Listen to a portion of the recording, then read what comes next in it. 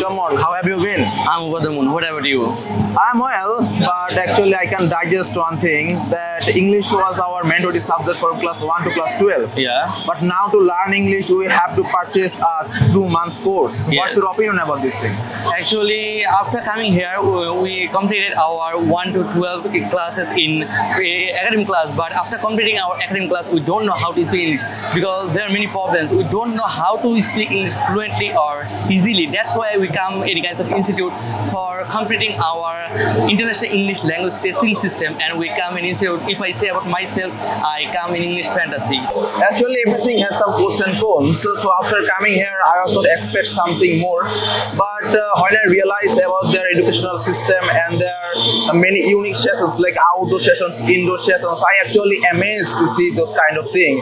And I think it's quite well for the new learners who actually learned English newly. But I don't think it will be good for some advanced one. And now I was just going to IELTS faculty, so I hope they will just give us more. What's your opinion about English fantasy? Before coming in English fantasy, I didn't think about this because I didn't think that if any kinds of institute there are 12 hours course. But after coming here, I am very astonished after seeing that there are many indoor and outdoor sessions, also many vocab competition, speech competition. For us, it's really an exceptional thing because we didn't see these kinds of facilities or action anywhere. That's why I think if anyone try to learn every process perfectly, then it is a good process and good kinds of institute for anyone for completing their English courses. Now, what is your expectational mark in IELTS course? What do you think so? Actually, my desired score is to get something 7.5 plus. Actually, I need good scholarship to study in abroad, any kind of renowned university.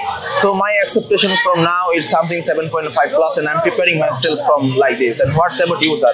You know that I have recently completed my HSC examination, and also I want to complete my graduation from abroad country, maybe in Canada or Australia. That's why it's require more than 6.5 or 7.